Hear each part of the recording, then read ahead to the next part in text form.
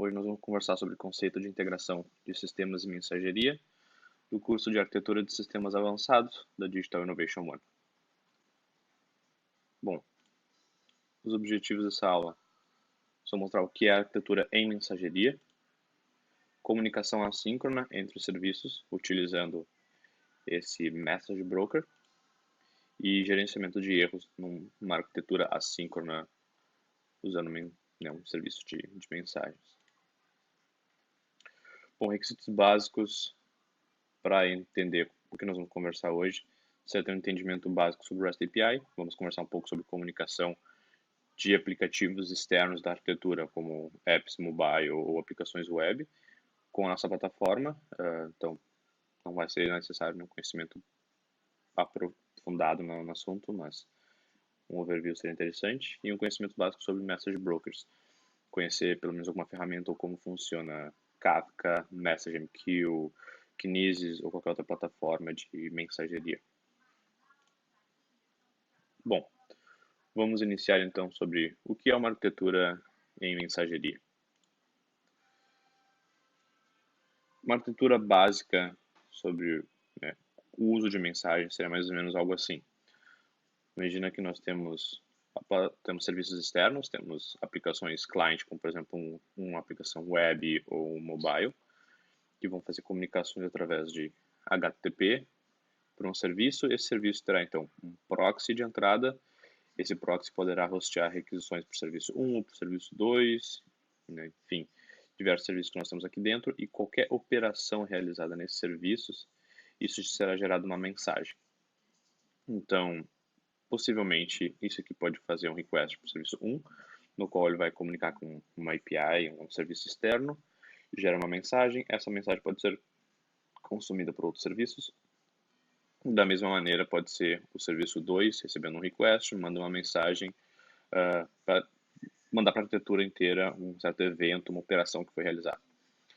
Note-se que nesse exemplo de arquitetura, eu tenho o proxy HTTP comunicando com o serviço 1 e 2, no qual eles estão sendo expostos para o mundo externo, mas o serviço 3 não está linkado nesse proxy. Esse é um exemplo de serviços que não vão ter comunicação com o mundo externo diretamente, porém esse aqui é um serviço que vai estar conectado diretamente com o Message Broker, ou seja, a arquitetura em mensageria nos permite que a gente consiga ter serviços que se comunicam com aplicações externas da nossa arquitetura e ser aplicações que não se comunicam diretamente, porém elas estão consumindo mensagens de serviços que tiveram essa comunicação.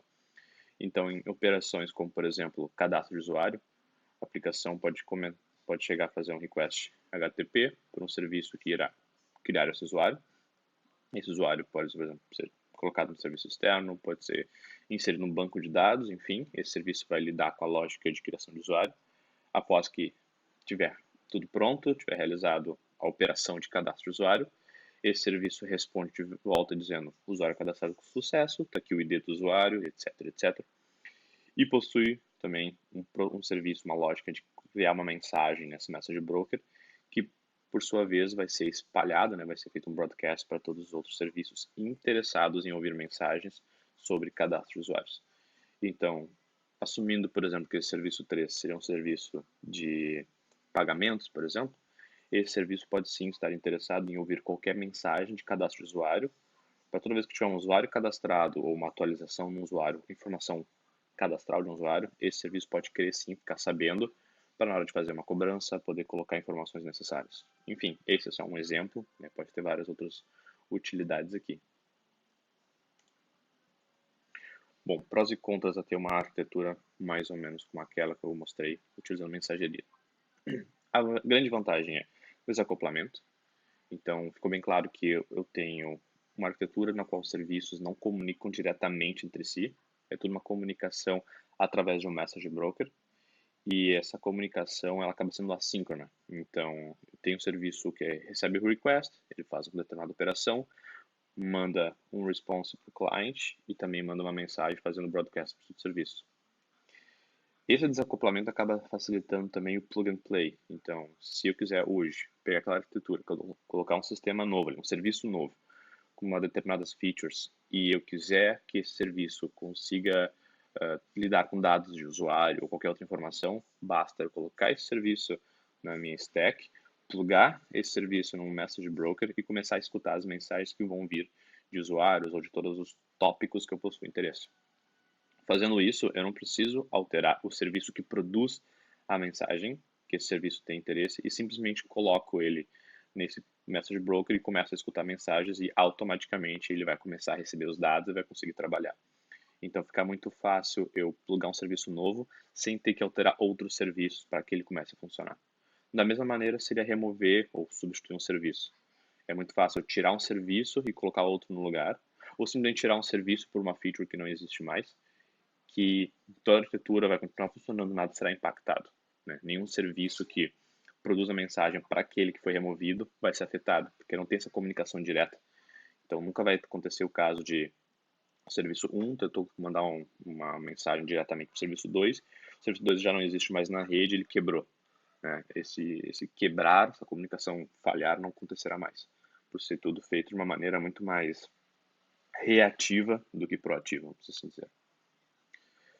Outro ponto positivo é a comunicação assíncrona, então eu consigo fazer determinadas operações no qual não necessariamente exige que a aplicação client, né, o app mobile ou o web app, fique ali travado esperando.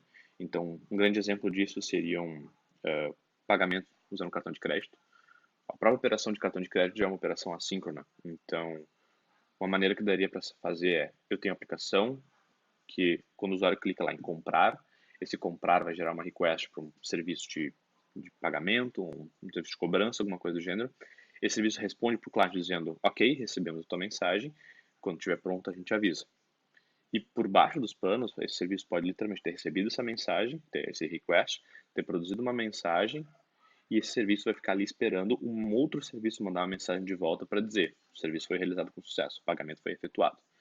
Então, se aquele aplicação web está ali esperando para saber se o pagamento foi realizado ou não, ele pode ficar fazendo, por exemplo, um pooling, né, de segundo em segundo, ou a cada X segundos ficar fazendo um request perguntando status do pagamento, e no momento que estiver pronto, ele vai dizer concluído ou uma falha aconteceu durante o processo, e isso consegue responder já para o cliente, sem com que o cliente necessariamente fique travado, ele não precisa ficar uma conexão aberta o tempo todo. Isso acaba gastando menos, consumindo menos recursos do servidor e menos recursos da própria máquina cliente que está rodando aquela aplicação. Então, tem outras maneiras de fazer isso, formas mais reativas como WebSockets, por exemplo, mas a ideia é ter toda uma arquitetura que no momento que eu faço um request, isso vai ter uma resposta de imediato para o usuário, sendo essa resposta a informação que ele está procurando ou só um ok, estamos processando alguma coisa, e por baixo dos panos toda a arquitetura já está fazendo trabalhos de formas assíncronas, no qual os serviços vão estar executando determinadas operações com base nas mensagens que foram produzidas. Então, acaba sendo muito bom, porque em termos de escalabilidade, eu nunca vou sobrecarregar de uma maneira, sobrecarregar um serviço, né, de uma maneira que ele vai se comprometer e acabar negando recurso. O máximo que vai acontecer é a minha fila de tarefas a serem executadas acaba subindo, acaba crescendo muito mais do que um serviço consegue dar conta. E isso o próprio Message Broker vai lidar automaticamente para nós. Então a gente tem esse buffer, né? E obviamente o correto seria então pegar esse serviço que está com gargalo, escalar ele para um maior de instâncias, para então fazer com que essa fila acabe sendo processada. Mas a vantagem é que eu nunca terei então esse serviço que só está sobrecarregado respondendo não vou processar essa mensagem, estou sobrecarregado, ou por algum motivo ele quebra, cai, e os próximos requests que forem chegar nele, ele vai simplesmente negar por ele não estar rodando. Então esse tipo de falha a gente não tem, por causa desse buffer que acaba sendo nessa comunicação assíncrona. E uma vez que o serviço conseguir pegar e processar aquela mensagem, ele vai acabar então fazendo determinada operação ou até mandando uma outra mensagem para que outro serviço consiga ver que aquela tarefa foi realizada. Então, tu automaticamente já tem não vou dizer uma fila de tentativas, mas tem ali uma fila de tarefas para serem executadas e uma vez que estiver pronto e conseguir executar, ele vai fazer, vai executar e tudo vai funcionar, sem ter que fazer uma comunicação direta em retentativas por falha ou qualquer tipo. Tudo já automaticamente out of the box. Tem uma simples escalabilidade, até por isso que eu comentei, no momento que eu tenho um serviço que está sobrecarregado, a fila dele só vai aumentar cada vez mais e mais. O que ele precisa fazer é simplesmente escalar para o número maior de instâncias. E se tu utilizar um message broker como o Kafka, por exemplo, o Kafka sendo bem configurado, bem setado, tu consegue escalar inúmeros serviços e o Kafka automaticamente gerencia isso para ti, por exemplo. Então, eu consigo ter, por exemplo, um serviço que está sobrecarregado, se eu escalar ele para 3 instâncias, ele consegue automaticamente pegar essa fila, dividir ela em diferentes canais, vamos assim dizer, e atribuir esses canais para as instâncias que estão conectadas. Então, isso automaticamente acaba sendo processado, ainda assim garantindo ordem das mensagens que forem colocadas nos message broker, enfim. Então, tem maneiras bem legais de fazer escalabilidade sem nós termos que nos preocupar em como consumir ou qual ordem consumir as mensagens. Outra vantagem também acaba sendo o broadcasting, dado que vai acabar tendo situações que um serviço vai querer mandar uma mensagem, vai querer notificar um outro serviço. Tendo uma comunicação assíncrona por message broker, eu consigo literalmente pegar uma mensagem, colocar naquele message broker dizendo, produzir uma mensagem que a operação X foi concluída, todos os serviços que vão estar escutando esse tópico vão receber a mensagem, dado de uma forma que, se eu tivesse que fazer isso sem um message broker, fazer uma comunicação direta, toda vez que eu fosse plugar um serviço novo na rede, ou um serviço já que está no meu sistema, tivesse agora uma feature que for de interesse dele ouvir determinadas operações para que aquele serviço que está produzindo a mensagem manda, eu teria que não só modificar o código do serviço que está agora interessado em ouvir mais uma mensagem, como também teria que pegar esse serviço que produz a mensagem e dizer, agora não manda mensagem só para o serviço 1 e 2, e manda para o 3 também. Então, tu vai ter um certo acoplamento entre os dois serviços e tu vai ter uma complexidade maior, no qual pode chegar num ponto que eu mandei para o serviço 1, mandei para o serviço 2, e para o 3 ele falhou. Então, o que eu faço agora? Já mandei para o 1, já mandei para o 2. Eu não posso dar rollback. Eu tenho... O que eu faço agora? Então, esse tipo de problema já acaba sendo resolvido simples por eu produzir a mensagem no lugar e automaticamente todos os serviços interessados naquele tópico, naquela mensagem, vão ouvir. Então, já tudo simplesmente fácil, já pronto. Essa arquitetura também acaba permitindo com que a gente consiga fazer event sourcing. Event source seria basicamente eu ter uma lista de mensagens, né, uma fila de eventos, de operações, que esses eventos juntos vão determinar vão determinar um estado.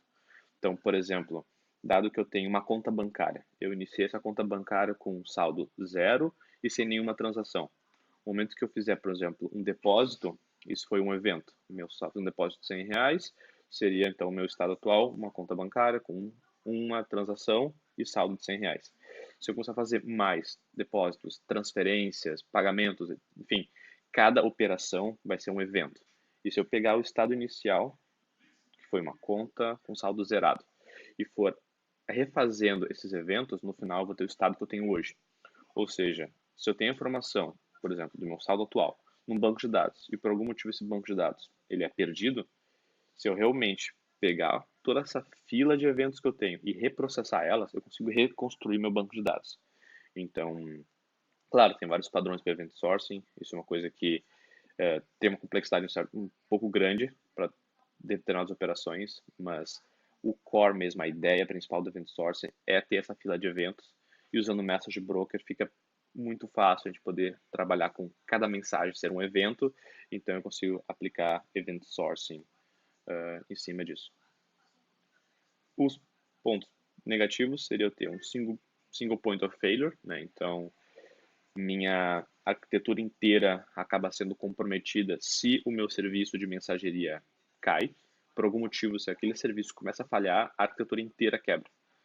Inteira, não de uma maneira que os serviços vão parar de se comunicar, mas parte da operação de um serviço, quando recebe um request, é colocar a mensagem no message broker. E esse fato de colocar a mensagem nesse message broker, nesse serviço de mensageria, se isso não for realizado, aquela mensagem será perdida. Então, eu nunca mais vou poder fazer com que outro serviço saiba de que aquilo aconteceu. E aí eu tenho um problema. Eu vou perder o buffer. E perdendo o buffer, eu não só perco todas as comunicações entre os serviços, como também perco todos os eventos que aconteceram, né, que foram gerados pelos serviços. Então, literalmente, a arquitetura inteira se quebra. Né? É o único ponto que não pode falhar por nada. Outra Outro ponto também acaba sendo um monitoramento mais difícil, dado que todos os serviços vão estar se comunicando entre si de uma maneira assíncrona. É complicado eu conseguir fazer o rastreamento de uma determinada operação, de um determinado fluxo, no qual esse fluxo envolve mais de um serviço.